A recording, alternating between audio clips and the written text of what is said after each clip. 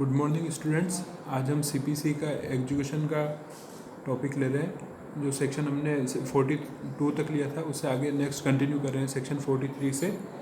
Section 43 का title है execution of decrees passed by civil codes in places to which this code does not extend.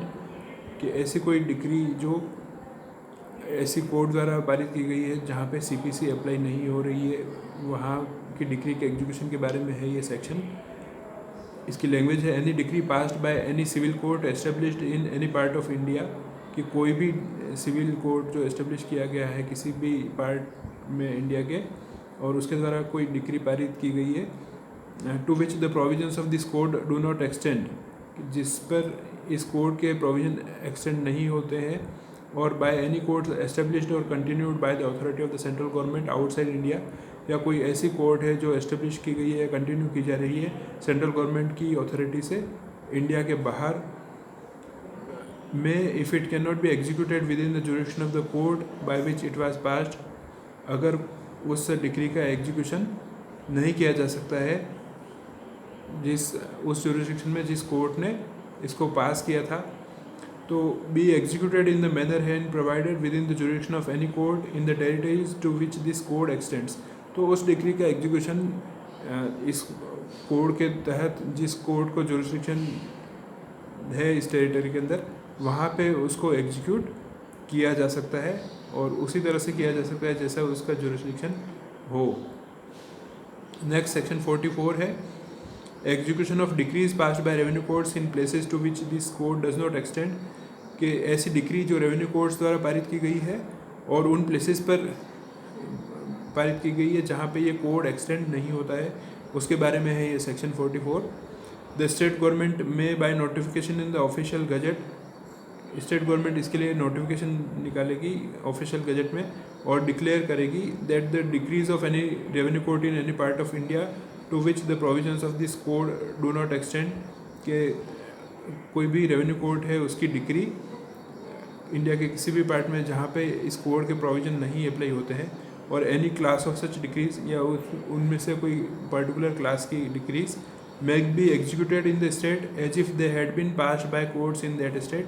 तो उस state के अंदर वो डिक्री उसी तरह से एग्जीक्यूट की जा सकती है जैसे कि उस स्टेट की कोई कोर्ट होती है और उसने वो पास की होती है और एग्जीक्यूशन होता है, वैसे ही उसका एग्जीक्यूशन हो सकता है।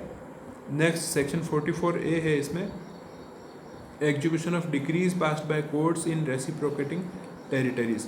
तो अगर रेसिप्रोकेटिंग टेरिटरी में कोई डिक्री पास की गई है तो उसके एग्जीक्यूशन के बारे में है। रेसिप्रोकेटिंग टेरिटरी का मतलब ये है कि जो हमारे यहाँ की डिक्री को वो एग्जीक्यूट कर दे और उनके कोर्ट की डिक्री को हम एग्जीक्यूट कर दें, इस तरह का अगर अरेंजमेंट है तो ये रेसिप्रोकेटिंग होता है। इसका सबसेक्शन 1 है where a certified copy of a decree of any of the superior courts of any reciprocating territory has been filed in a district court. कि जब किसी भी डिक्री की सर्टिफाइड कॉपी सुपीरियर कोर्ट द्वारा पास की गई है, उस डिक्री की सर्टिफाइड कॉपी किसी भी रेसिप्रोकेटिंग टेरिटरी की है और उसको डिस्ट्रिक्ट कोर्ट में फाइल किया जाता है, तो द डिक्री में भी executed in India as if it had been passed by the district court. तो उस डिक्री का एग्जीक्यूशन इंडिया के अंदर उसी तरह से किया जा सकता है जैसे कि डिस्ट्रिक्ट कोर्ट ने वो डिक्री पारित की हो। इसका सेकंड सबसेक्शन है together with the certified copy of the decree shall be filed a certificate.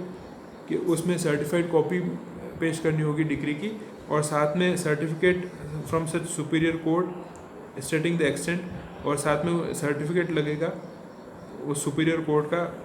उसमें सर्टिफिकेट में ये देंगे कि stating the extent if any to which the decree has been satisfied और एडजस्टेड, और उसमें सर्टिफिकेट में वो ये देंगे कि किस हद तक वो डिक्री है वो सेटिस्फाई हो चुकी है, उसकी पालना हो चुकी है, या उसका कितना अमाउंट अगर है तो कितना एडजस्टमेंट हो चुका है।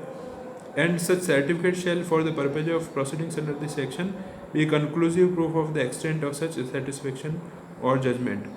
और ये सर्टिफिकेट इस सेक्शन के तहत प्रोसीडिंग के लिए वो कंक्लूसिव प्रूफ होगा कि कितना एक्सटेंट उसका सेटिस्फेक्शन प्राप्त किया जा चुका था या एडजस्टमेंट हो चुका था। इसके बारे में ये जो सर्टिफिकेट है वो कंक्लूसिव प्रूफ होगा। नेक्स्ट थर्ड सबसेक्शन है इसका the provisions of section 47 shall, as from the filing of the certified copy of the decree, apply to the proceedings of a district court executing a decree under this section.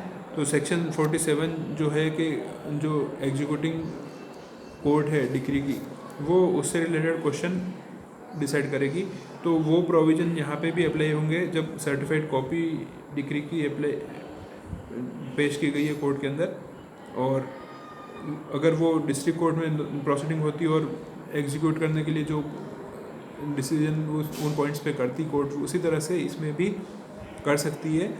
And the district court shall refuse execution of any of such decree if it is shown to the satisfaction of the court that decree falls within any of the exceptions specified in clauses A to F of section 13, कि district court refuse कर सकता है execution को, उस decree के execution को, अगर court को ये सेटिस्फाई कर दिया जाता है कि जो डिक्री है वो सेक्शन 13 के क्लॉज A to F के एक्सेप्शन में आती है, जहाँ पे कंक्लूसिव नहीं होती है, कोई भी फॉरेन जजमेंट कंक्लूसिव नहीं है, तो उससे रिलेटेड है ये।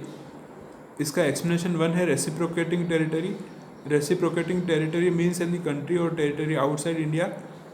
रेसिप्रोकेटिंग टेरिटरी का मतलब ये है कि कोई भी कंट्री या टेरिटरी जो इंडिया के बाहर है, जिसके लिए सेंट्रल गवर्नमेंट में bye notification in the official gazette, उसके लिए सेंट्रल गवर्नमेंट ऑफिशियल गजट निकालेगी और उसमें नोटिफिकेशन से डिक्लेयर करेगी, declare to be a reciprocating territory for the purpose of this section. इस सेक्शन के लिए उसको रेसिप्रोकेटिंग टेरिटरी डिक्लेयर करेगी कोर्ट, मतलब central government. And superior courts with reference to any such territory means such courts as may be specified in the said notification. और superior court का मतलब उन टेरिटरीज़ के लिए उनसे होगा जो कोर्ट इस नोटिफिकेशन में इस तरह से स्पेसिफाई की जाती है कि कौन सी सुपीरियर कोर्ट्स मानी जाएगी। एक्सप्लेनेशन सेकंड है इसका, decree with reference to a superior court means any decree और जजमेंट ऑफ सच कोर्ट, कि कोई सुपीरियर कोर्ट के लिए अगर डिक्री का मतलब क्या रहेगा वो इसमें दे रखा है। मीन्स एनी डिक्री और जजमेंट ऑफ सच कोर्ट, के कोई डिक्री है या जजमेंट है उस कोर्ट की, under which sum of money is payable, जिसमें कोई अमाउंट पेएबल है, पे करना है किसी एक पार्टी को, not being a sum payable in respect of taxes और other charges of like nature. लेकिन वो जो सम पेएबल है वो टैक्स के रेस्पेक्ट में नहीं होना चाहिए, या कोई इसी तरह के कोई दूसरे चार्जेस के लिए नहीं होना चाहिए, और in respect of a fine और अदर पेनल्टी, वो फाइन नहीं होना चाहिए या पेनल्टी नहीं होना चाहिए। But shall in no case include an arbitration award, लेकिन उसमें ये आर्बिट्रेशन अवार्ड इंक्लूड नहीं होगा, even if such an award is enforceable as a decree और जजमेंट। लेकिन उसमें आर्बिट्रेशन अवार्ड अगर एनफोर्सेबल है डिक्री या जजमेंट की तरह, तो भी ये आर्बिट्रेशन अवार्ड इसमें इंक्लूड नहीं होगा डिक्री के अंदर।